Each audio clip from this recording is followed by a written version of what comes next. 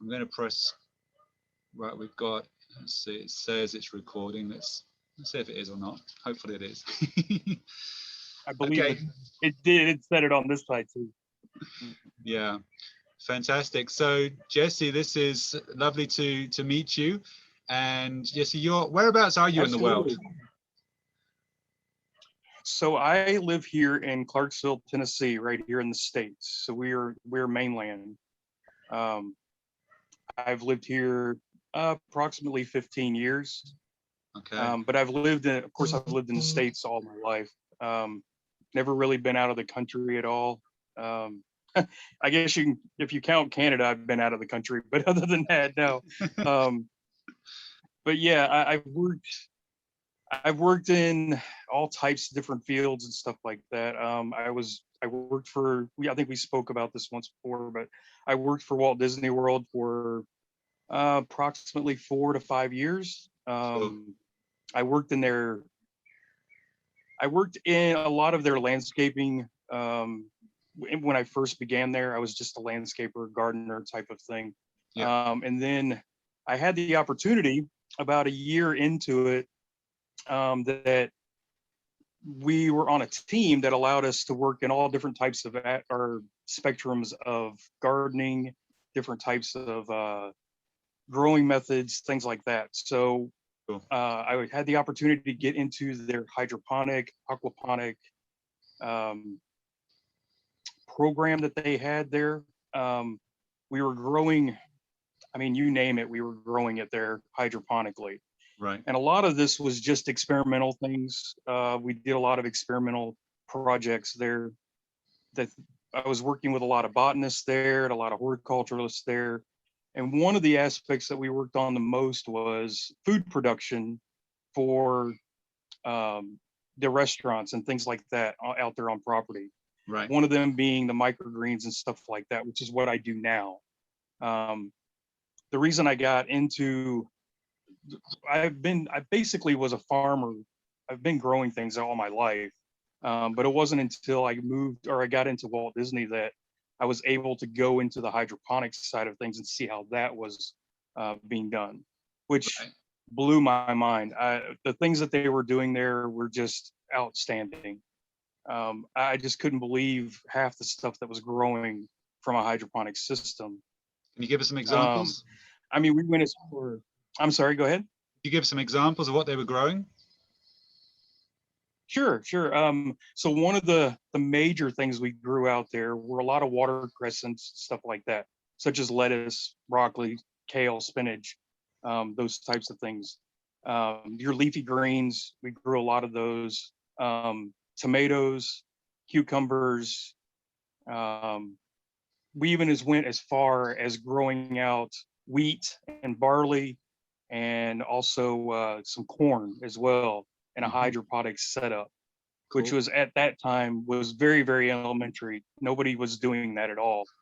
But it was actually pretty successful. We were able to get um, quite a bit of a yield out of the corn and the wheat. Barley was a little bit difficult, but we still got a pretty decent yield out of that. Now, take in mind, this was all experimental at the time. This was something that they were just kind of getting started with. There was no kind of like science behind it other than here, let's just try some of this and see how it goes type of thing. Right. So everything was very, very experimental. But I've got to imagine, right? It's Disney. I They're kind of, they're a corporation, so they're thinking about profit. Or did you have like free range, just go and experiment, or is it, well, try and improve things so we don't have to spend so much money on food production? What was the thoughts there? Disney doesn't mind spending money if they think they're going to be first at something. um, that's the big thing when they're getting into their horticulture, their agriculture, and things like that. We were growing food for the animals at Animal Kingdom, and this was way before Animal Kingdom even was even thought of. Really, we're talking back in the late '90s.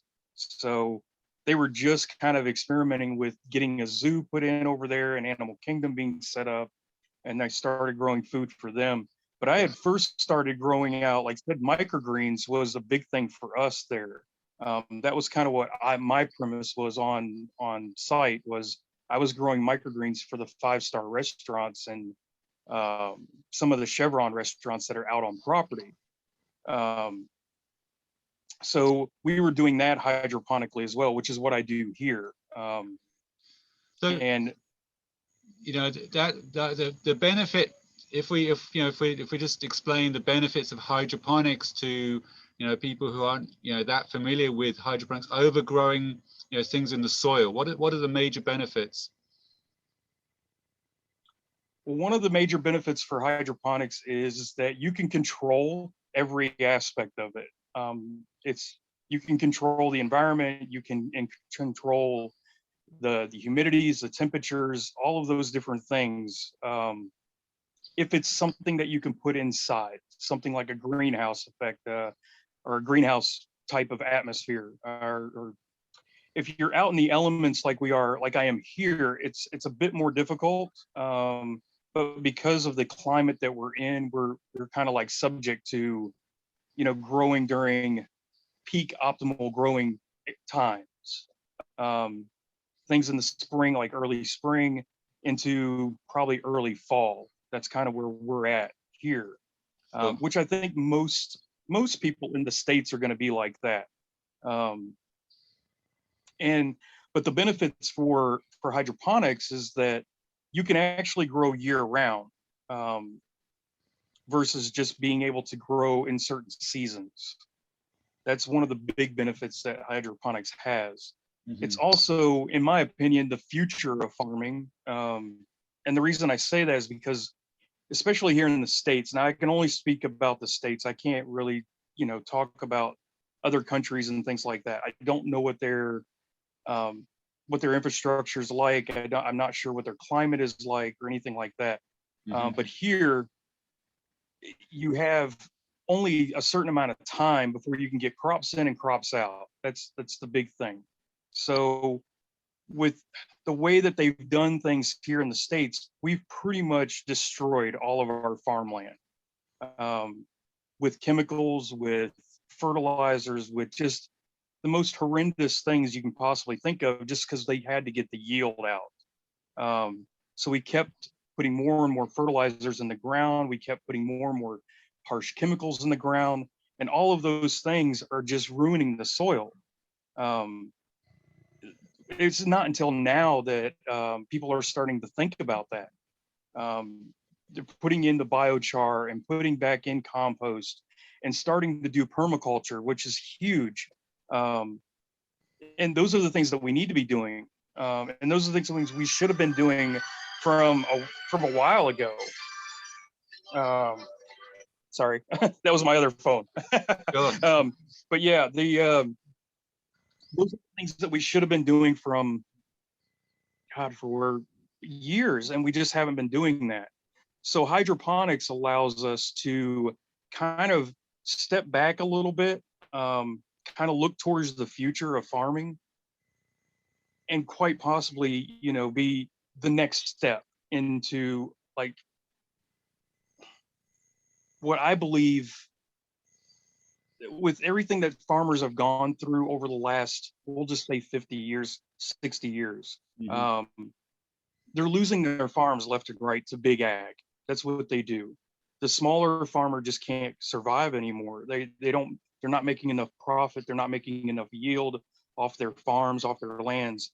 So they end up having to sell out to big corporations. And there's a lot of them out there, especially here in the States. We have Monsanto and stuff like that. And those companies will just overtake these smaller farms. Well, this allows us to take some stuff back. Hydroponics is going to allow us to take some of that back. It's going to allow us to put farms in our backyards. It's going to allow us to put farms in our communities. Permaculture is another one. Using permaculture and turning your yard into a food forest. Those things are the things that we need. Those lands and all the BS that they give you about, oh, you got to have this beautiful yard, you got to have this beautiful lawn. and it's just hogwash. You don't need all of those things. It's the think about the amount of time that you put into a yard or a lawn, and the amount of maintenance that goes into that, and the amount of chemicals that you're just feeding this yard that's not giving you anything. Oh. It doesn't you're not receiving anything from it. Yeah, it looks pretty, but that's about it. You're not going to go out there and eat grass. That's not going to happen. So why not go ahead and put in your fruit trees and your ground cover and I mean, all of these things that you could do, and you could quite literally feed your entire community from what you grow in your backyard. It's just insane. So those are just some of the benefits like hydroponics will have too. Those are things that we can put into small areas, and you can feed your entire family, if not other, maybe even 5 or 6 or 7 even more families than that. Sure. So by doing that, I mean, you can actually put in those types of things, like I said, and it doesn't take much time. You can quite literally put in a small system in your backyard, hydroponically. Now, I would not recommend aquaponics on a small scale at all. Small scale for aquaponics can be it's just time consuming, and it's also very costly, because you're going to have to deal with fish, you're going to have to deal with food, you're going to have to deal with all that. So as a hydroponic system, doing it sustainably with compost teas or with some sort of organic compounds is, in my opinion, the best thing that you could possibly do, when it comes to growing that way, that hydroponic way. Mm-hmm. But for those, I understand, like. So there's two things that I wanted to cover, going back to the what are said to be the advantages of, say, hydroponics over growing in your soil. So one of the things you mentioned is about space, and that the soil that many farmers are dealing with right now is destroyed, and until it gets rebuilt, where the life gets put back in it, and that'll take several years in most cases. So they really don't have anything to do in the meantime. So hydroponics could give them something they can go to now, because it's just some containers you can set up today, ready to plant tomorrow. So it's a good alternative to to cover that time space between getting our soils recovered to where they are today and where they need to be useful again. And the other things are about the yield you get from a hydroponic system comparative to a soil-based system, and the amount of water that gets used in a hydroponic system comparative to a soil-based system. I wonder if you could mention that. Sure. So in a hydroponic system, it's a recirculating system that constantly uses the water over and over again. So you're not losing all that water to ground. It's not something that you're going to have to replenish constantly. A hydroponic system quite literally is just a circulation. It's kind of growing in an ecosystem of sorts. You're reusing the water over and over and over again. There are, of course, top-offs, but with a hydroponic system, using it the way that I'm talking about here, in the sense that you're only going to use organic compounds, you don't have to use these harsh chemicals, these agro-thrive, or the sorry, not agro-thrive, but the artificial fertilizer. It's like a chemical bloom. Mm-hmm. Yes, and it's petroleum based stuff. It's really, really harsh for your environment. Those things you have to replenish over and over and over again. And so with compost teas and with your organic materials and things like that, those things can be used, and you can replenish those and keep them going. It's also not bad for it's not harmful to the environment. So if you ever have to dump any of that sludge or any of that thing, it can go right into your permaculture. So your fruit trees and your other plants that you're growing in the soil, you can add that sludge and that waste product right back into the environment, and it's safe. Mm-hmm. In fact, versus having to get EPA here in the state. You have to have an EPA permits and stuff like that to grow hydroponically in the States because of all the harsh chemicals that have to be put into a holding tank, and then they have to be tested, and then it has to be you have to disperse of that someplace. So all of those things cost money, they cost time, and they're just harmful to the environment. With, like I said, with hydroponics, you're replenishing the water, you're doing like top offs.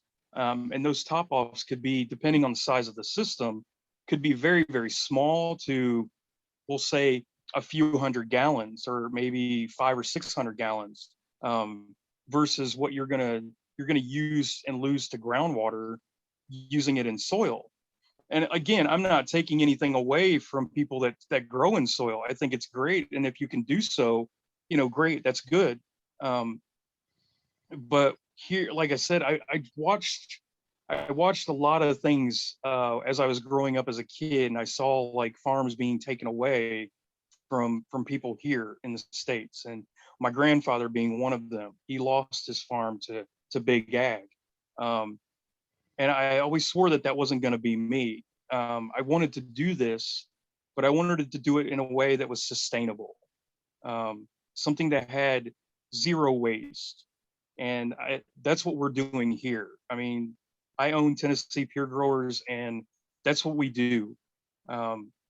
We grow everything sustainably. We reuse a lot of products, such as our trays and growing mediums and things like that. Those all go back into compost, and then they go right back into the soils that we have out here on our homestead, which actually help the soil. They bring the soil back up, versus me having to spend thousands and thousands of dollars every year to have EPA come out and test soils and to do, test your waste product. And that's what's happening to a lot of the farms, like soil growers and what we call dirt farmers here in the States. Those guys have to go through a lot of stuff. And they have to go out and they have to buy heavy equipment to do all their farming. In a hydroponic system, there is no heavy equipment.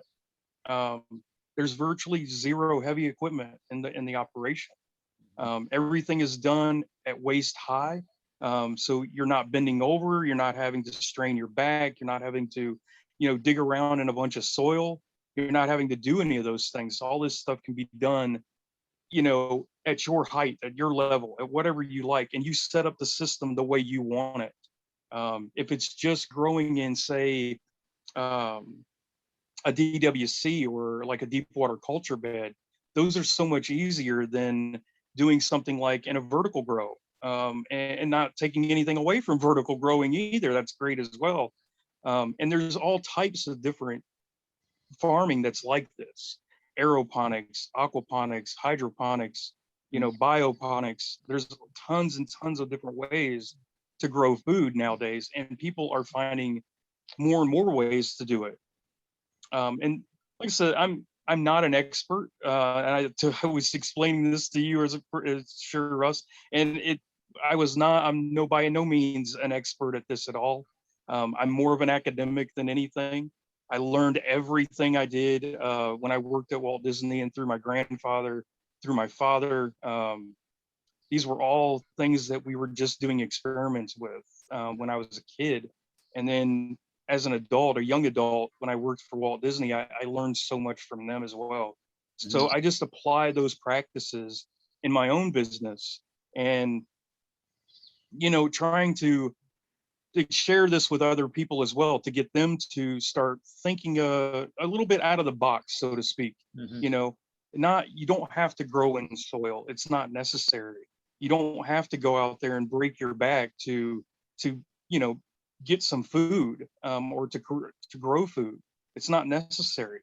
The larger scale farms, the larger scale aquaponics farms and hydroponic farms that we have here in the States, they grow just as much food and product and have less waste than our traditional dirt farmers we have here in the States. And it is a facility. I mean, you're definitely going to have, electricity. You have to have that you have to have, you know, water sources and stuff like that, of course. But once the system is set up, it's virtually just automatic.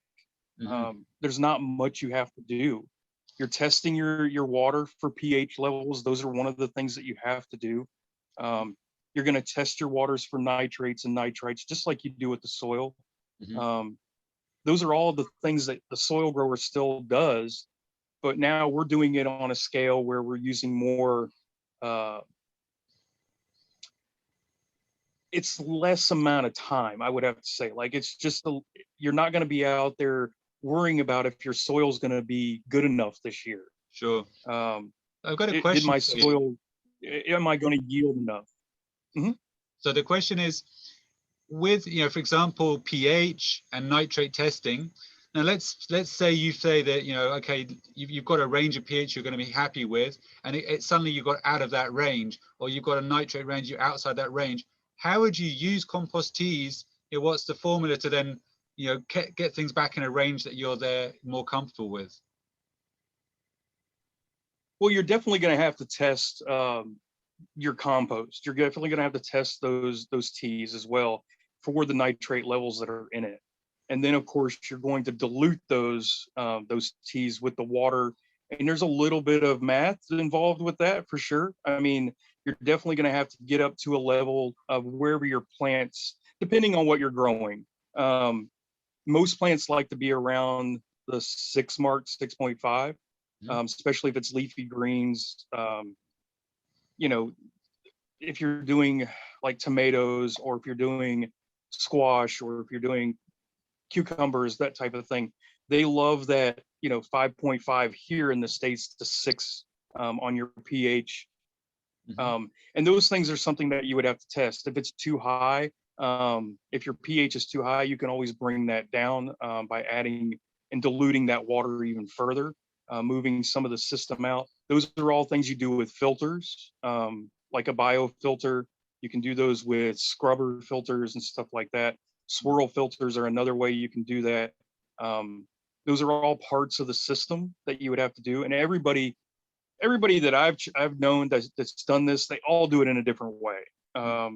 Everybody claims that this is the best way. This is the best way. Every system I've ever worked on or ever been around has always been different. Every single one of them. I mean, my system's never going to match somebody else's. So those are things that you have to you almost have to experiment with them and see where your water levels are, where your nitrate levels are. Those compost teas and stuff like that, that's going to change too with whichever environment that you're in, whatever it is that you're feeding. Say your worms, if you're doing worm teas and stuff like that. That all comes back to, you know, the food that you're giving them, the type of compost that's there.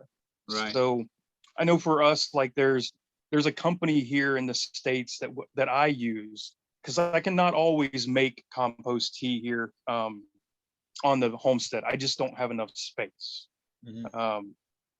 So what we do, there's a company here called AgroThrive, and I use them quite often.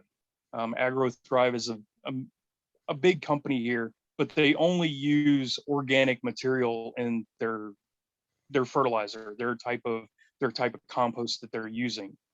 It was basically meant to use on soil growing, but I've actually used it in the hydroponics, and I've just diluted it a lot further. And it works amazing. There's absolutely no restrictions on it. There's no you don't have to worry about EPA. You don't have to worry about all that kind of thing. So those are the reasons why I use like the compost teas and the different types of organic compounds and stuff like that inside the systems that I run.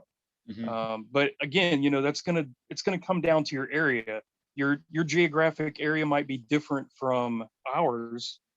So sometimes if you can't make your own compost teas, you're gonna have to find companies like AgroThrive and stuff like that is making those organic compounds. But yes, there is added expense to that. It's not as simple as just going and putting a plant in the ground and hoping that it grows. There are some science behind that. So you're definitely going to have to, you know, do your research on them.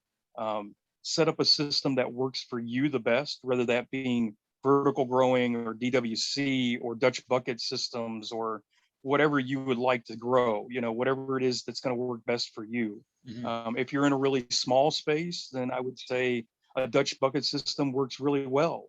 You can add in those compounds into, say, a holding tank or a sump tank, and then pump those through with the more like a polypipe style system or PVC system. You can use that. I really enjoy the DWC. Those are some of my favorites. And I like the DWC because you don't have to worry if there's a power outage. The system's going to shut down, but your plants are still alive. Is that because they're wicking the water up? It is, yes. So a DWC is basically like, if you think of it like a pool in a sense, with a floating raft. And those floating rafts could be like your styrofoam rafts. They can be different types of material and stuff that they'll use for floating your plants on the top. And they'll float into about 7 to 8 inches, maybe sometimes 12 inches of water, depending on your root growth and that kind of thing, or whatever type of plant it is that you're growing. If you're going to grow tomatoes in a DWC, you definitely need something a little bit deeper. Tomatoes they will grow roots everywhere. So the tomatoes itself and cucumbers and those types of things, anything that's a viney type plant, they're going to have really a huge root ball system. So those, I would recommend something like a 12 or 13 inch bed style system, or like if it's going to be, if you're going to do, say, build your own bed, or if you're going to build your own reservoir or things like that for your rafts, then I would definitely build those larger. They're going to have to be somewhere between 12 and 13 inches. Right. And in some cases, they could be a little bit taller than that too, a little bit wider and deeper. Again, that all comes down to whatever it is that you're growing. Exactly.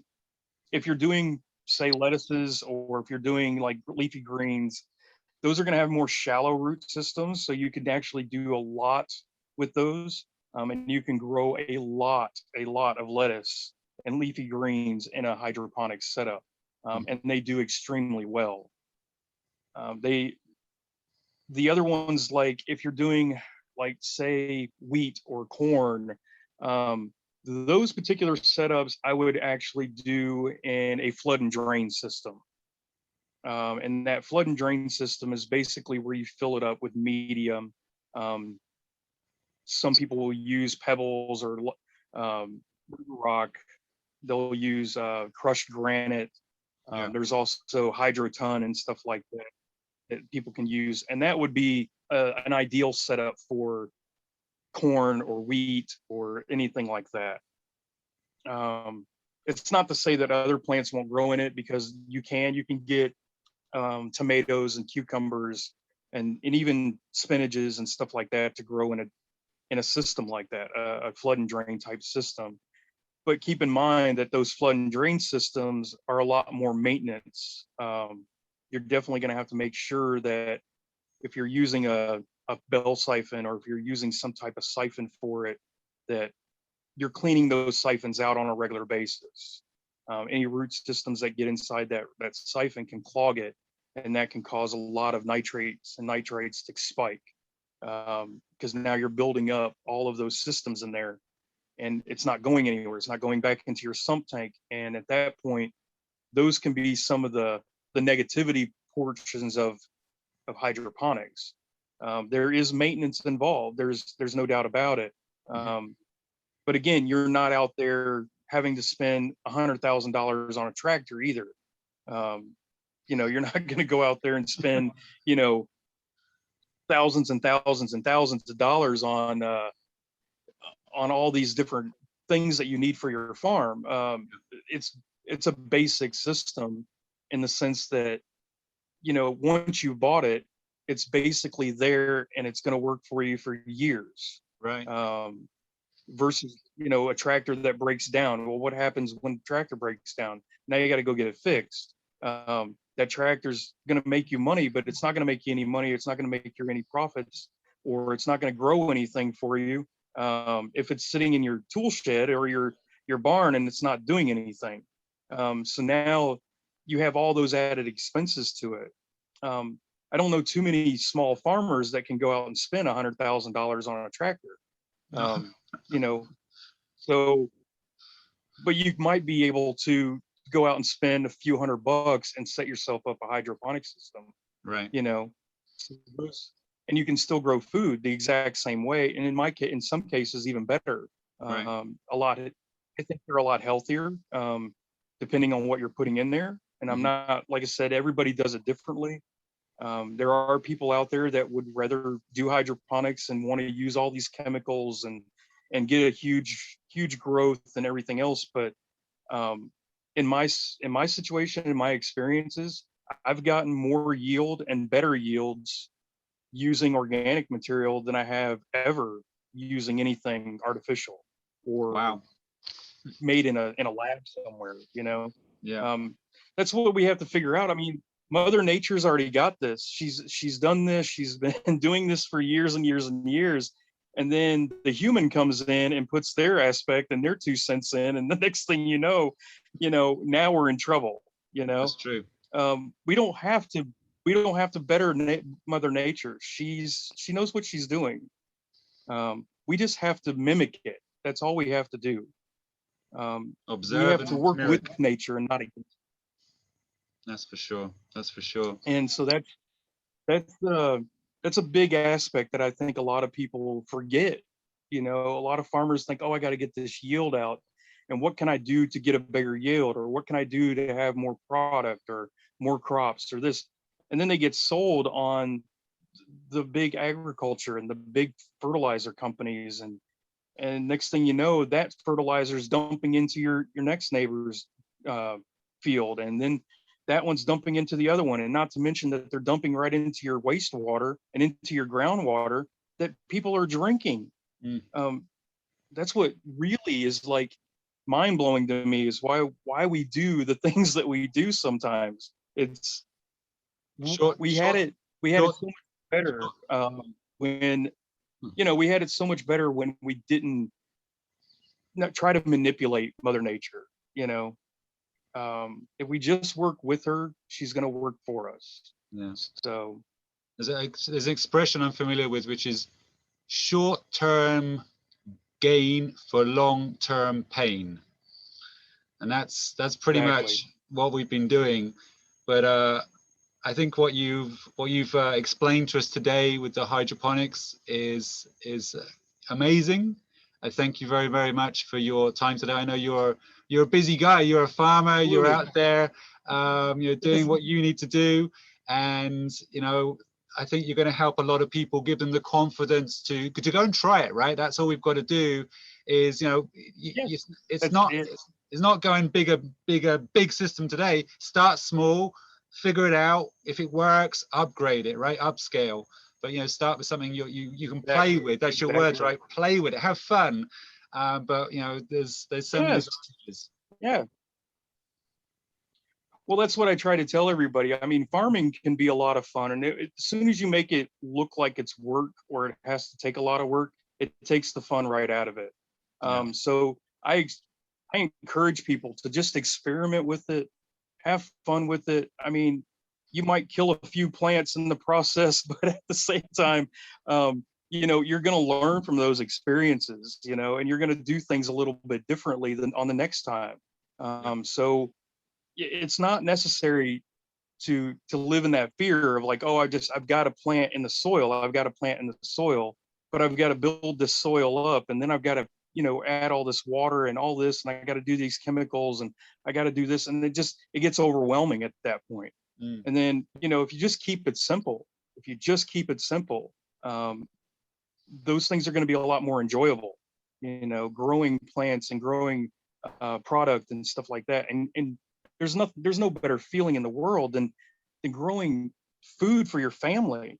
And seeing, that food that you've grown on your table and it's nourishing you. That is the most rewarding thing in the world to me. So, Fantastic. you know, my grandfather would always tell me that too. He says, you know, I can go down to the store and I can buy this and I can buy that, or I can go out into the field and I can be in my land and I can be on my property and get my hands dirty and feel the soil and know where my food comes from. And there's something to be said about that. You know, it really is. I mean, there's growing something and then being able to consume that, and knowing that you know exactly where that plant came from, you know exactly, you know, how you grew that, where that food came from, and how it was being grown and how it was being taken care of. It just feels that much better, uh, Fantastic. versus just going to the store and picking up a tomato. And then I'm like, well, where did this tomato come from? Where did this cucumber come from? You know, I mean, those are the things that you have to worry about. And so you take that worry out.